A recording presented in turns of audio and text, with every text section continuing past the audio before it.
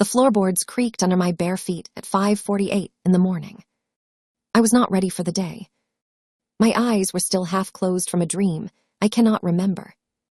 Then I heard her voice, cold, flat, like she was ordering a latte from a barista she did not respect. "Mom, coffee, now." And set the table. That was it. No, please. No good morning. No nothing. Just a command from a 25-year-old woman who slept in her childhood bed 10 feet down the hall. I stood there in my bathrobe. The kettle was still cold. The mugs were still in the cabinet. And I thought to myself, who the hell does she think I am? Let me take you back a few years so you understand how we got here. My name is Laura. I am 53 years old. I live in a modest split-level house on Elm Street in a small town outside Albany, New York. The house is nothing special. 3 bedrooms. 1 bathroom that always runs out of hot water. A driveway with 2 cracks in the concrete that my husband Tom promised to fix 10 years ago. Tom drives a delivery truck for a beverage company. He leaves at 4 a.m.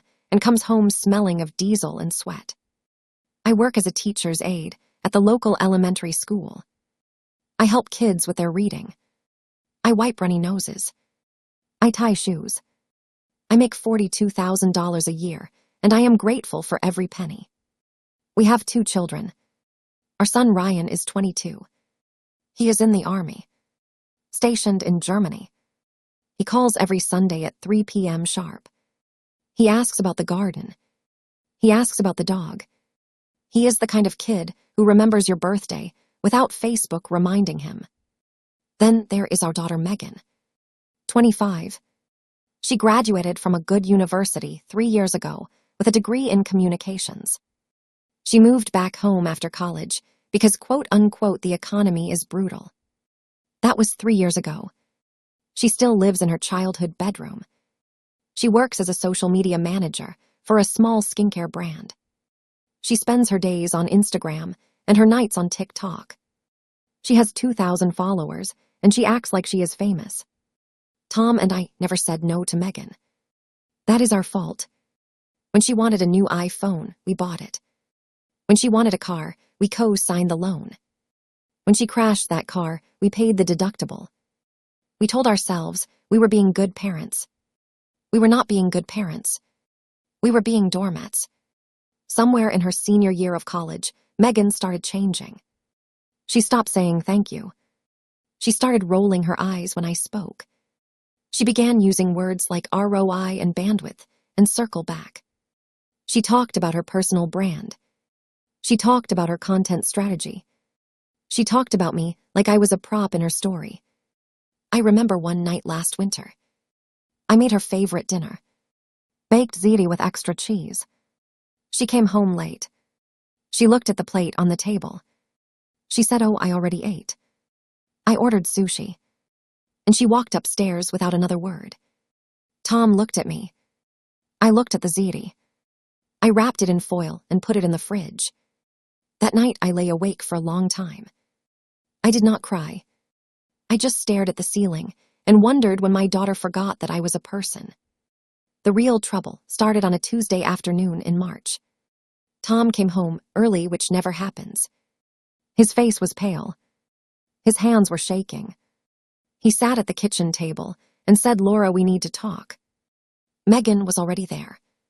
She was on her laptop. She did not look up. Tom said the company is cutting routes. They offered me a severance package. 8 weeks of pay. Then nothing. My heart dropped into my stomach. I said, "Okay. We will figure it out. We always figure it out." Then Megan closed her laptop. She looked at Tom. Then she looked at me. She said, "Actually, Mom, we already figured it out." I said, "What do you mean we?" She said, "Dad and I have been talking. We think you should take the severance and we should sell the house." Sell the house. The house my father helped us buy. The house where Megan took her first steps. The house where Ryan learned to ride a bike. I said, "Absolutely not." Megan laughed. Not a nice laugh. A mean laugh. She said, "Mom, be realistic. You are a teacher's aide. Dad is about to be unemployed. I have student loans. The house is worth $300,000. We could split it. You and Dad could rent a small apartment. I could use my share to move to the city, to actually build my career." I looked at Tom. He would not meet my eyes. He just stared at the table. I said, "Tom, did you agree to this?" He said nothing. That silence told me everything. I stood up. I said, "This house is not a piggy bank." Megan stood up too. She said, "It is called financial intelligence, Mom. You should try it sometime." Then she walked upstairs, slamming her door like a teenager. I sat back down. Tom finally looked at me. He said, "I am scared, Laura. I do not know how to pay the mortgage." I said, "We will find a way. But we will not sell the house." He nodded, but I could see the doubt in his eyes. That was the moment. The exact second I realized my husband and my daughter had been meeting in secret, making plans, drawing lines, and I was on the wrong side of every single one. The next month was a slow drowning. Tom got a new job, but it paid less. Much less. He now works the overnight shift at a warehouse. He leaves at 10 p.m. and comes home at 7 a.m. I barely see him. When I do, he is too tired to talk. He just grunts and falls asleep on the couch. The silence between us is heavier than any argument. Megan got worse. She started bringing her boyfriend, Kevin, around for dinner every night. Kevin is a gym manager. He wears tight shirts and talks about crypto. He calls me Mrs. D like we are in a bad movie. Megan would look at me and say, "Mom, can you make us something healthy? Not pasta again. We are trying to be fit." I would cook chicken and vegetables. She would push it around her plate and say, "It is fine, fine." That word, it cut deeper than any insult. The financial pressure became unbearable. Tom's new paycheck barely covers the utilities. I started picking up extra hours at school. I supervise lunch duty. I clean classrooms after hours. I took a second job on weekends. I clean houses. I scrub toilets. I vacuum carpets. I do not tell anyone. I am ashamed. Megan found my cleaning gloves in my car one day. She held them up like a trophy. She said, "Mom, you clean houses." I said yes. She said, "That is so sad." She did not say it with sympathy. She said it with disgust. I started noticing things disappearing. My grandmother's silverware. A set of 6 spoons, gone. My good serving bowl. The one I got as a wedding gift, gone. I asked Megan. She said I donated some stuff to Goodwill. "You have too much clutter." I said, "You do not donate my grandmother's silverware." She said it was tarnished anyway. I walked into her room later that day. I found the silverware in her drawer, wrapped in a towel. She was not donating it. She was hiding it, planning to sell it. I said nothing. I took the silverware back. I hid it in my closet. I locked the closet door. The lowest point came on a Saturday night. Ryan called from Germany. He sounded tired. He said, "Mom, is everything okay?" I said yes. He said, "Megan told me you are being difficult about the house." I said, "Megan should not be involving you." He said, "Mom, I love you, but you need to think about the future. The house is too big for you and Dad." I felt my chest crack. My own son, turned by his sister. I said, "Ryan, I have to go." I hung up. I sat on the floor of my bedroom. I did not cry. I just sat there. The dog came and licked my hand. He was the only one on my side. Megan started leaving articles on the kitchen counter. Printed out. Headlines like "Why Boomers Are Ruining the Housing Market," or "Stop Holding Your Adult Children Back." She highlighted passages. She left sticky notes. "Read this, Mom. You need to understand."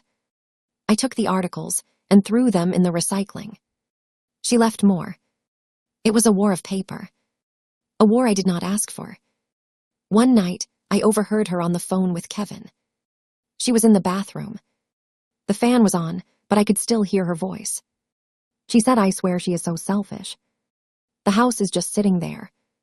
We could have 300 grand, but no. She wants to keep her precious garden and her precious memories." I pressed my back against the hallway wall. She continued. I said maybe we should just do it anyway. Forge her signature. Kevin laughed. He said, "That is illegal, babe." She said, "Only if you get caught." I walked back to my room. My hands were shaking. Forge my signature.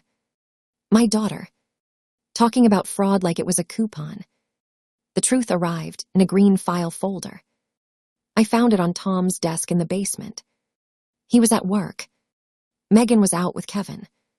I do not know what made me open it. Maybe God. Maybe desperation. Maybe just a tired woman who had finally had enough. Inside was a formal offer from a real estate developer. A company called Hudson Property Group. They wanted to buy our house for $280,000. Cash. Closing date set for August 15th. Tucked behind the offer was a handwritten note. Not from Tom. From Megan. I recognized her handwriting immediately. The big loops. The hearts dotting the I's. The note said this, "Dad." I talked to the realtor. "Mom does not need to know until after the closing. We can tell her it is a refinance. She will sign anything if you tell her it is for the family. Just do it quietly, no drama. I am tired of waiting." I read that note 7 times, no drama. She did not want drama. She wanted me to sign away my home like I was signing a permission slip for a field trip. I folded the note carefully. I put it in my pocket. I closed the folder. I walked upstairs. I made myself a cup of tea. I sat at the kitchen table. The same table where I taught Megan how to write her name. The same table where Tom proposed to me 28 years ago. I looked at my reflection in the dark window. Gray hair. Wrinkles around my eyes. A woman who had given everything. And I smiled. Not because I was happy. Because I was done being a ghost in my own life. I did not confront anyone that night. I went to bed. I slept better than I had in weeks. Because I woke up with a plan. The next morning I called in sick to work. I drove to the public library on the other side of town. The one where nobody knows me. I found a quiet corner and I made 3 moves. First, I called my older sister, Diane. She lives in Florida. She is a retired court clerk. She knows the system better than anyone. Diane answered on the first ring. I told her everything. The house, the note, the plan to forge my signature. Diane listened. Then she said 3 words that changed everything. File a homestead declaration. She explained that New York has a law.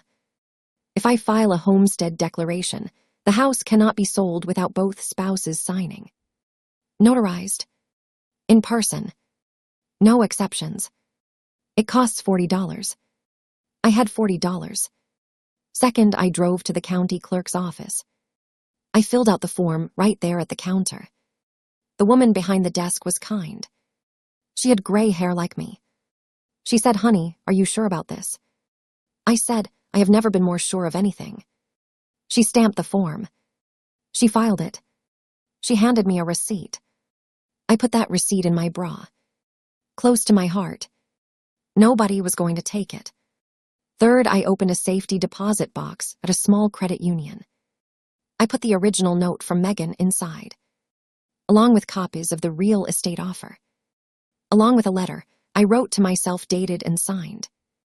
The letter said, "If I disappear or have an accident, please give these documents to the police." I know that sounds dramatic, but I was living with people who talked about forgery like it was a game. I was not going to be a fool.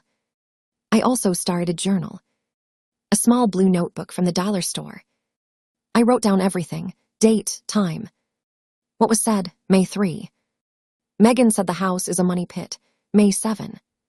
Tom said maybe we should just listen to her, May 12. The conversation about forging my signature. I hid the journal in the laundry room, behind the detergent. Tom never does laundry.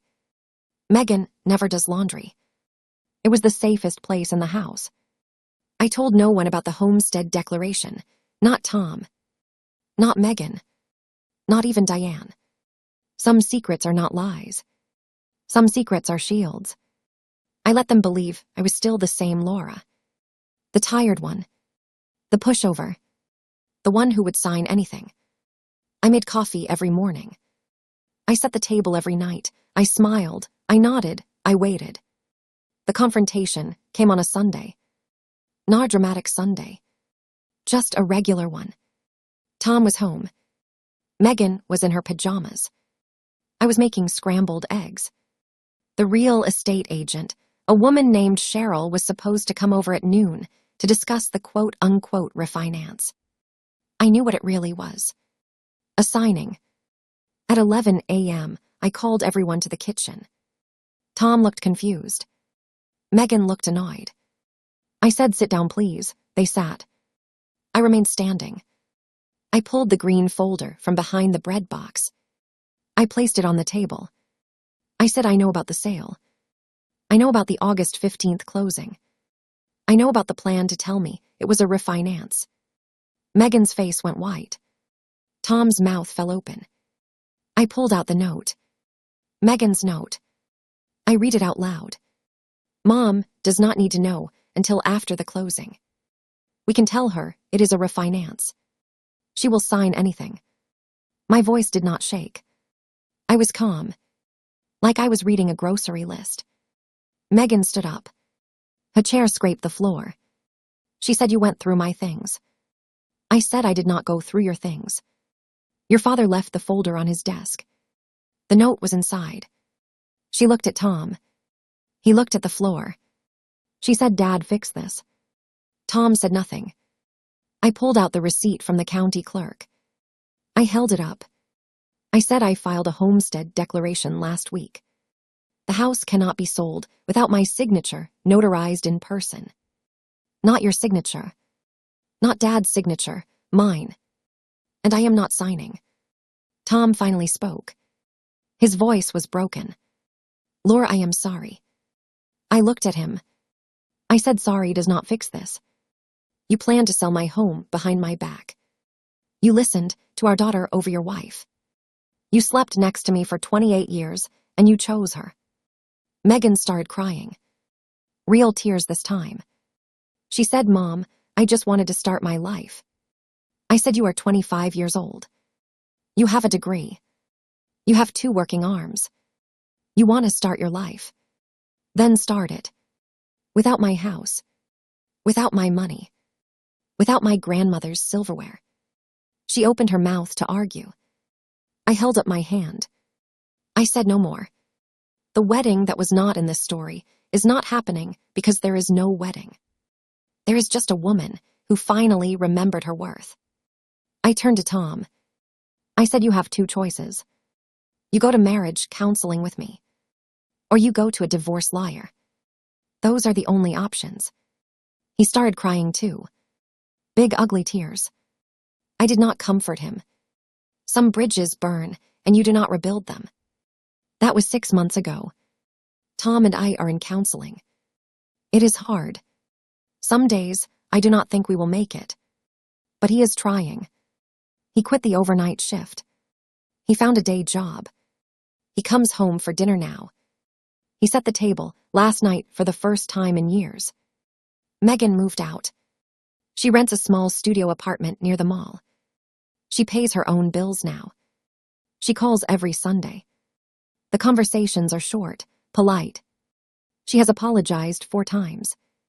I have forgiven her, but I have not forgotten. Forgiveness and trust are not the same thing. She asked to borrow money last week. I said no. She did not argue. That is progress. Ryan still calls from Germany. He apologized too. He said Megan told him lies. I believe him. But I also told him that next time he needs to ask me directly. Not believe his sister. He said, "Okay, Mom. I love you." I said, "I love you too. The house is still mine. The garden is still mine. The kitchen table is still mine. I sit at the head now. I eat my breakfast slowly. I drink my coffee hot. I set the table the way I want. The floorboards still creak at 5:48 in the morning. But now I wake up before they do. I make my own coffee. I pour it into my favorite mug, the one that says World's Okayest Mom. I bought it for myself. And I smile. The morning, my daughter told me to make the coffee and set the table. She thought she was pulling rank. She thought she was the future, and I was the past. But here is what I learned. The past has a backbone. The past knows how to wait. The past knows how to file a homestead declaration for $40. You cannot take a table from someone who built it. You cannot take a home from someone who bled for it. And you cannot take a mother's voice. Not when she finally decides to use it. If you have ever felt like furniture in your own family, hit that like button. Share this real life story with a friend who needs to hear it. And subscribe to her voices for more emotional stories told the way they should be. Quiet, honest, real. We see you. We hear you. And you are not invisible.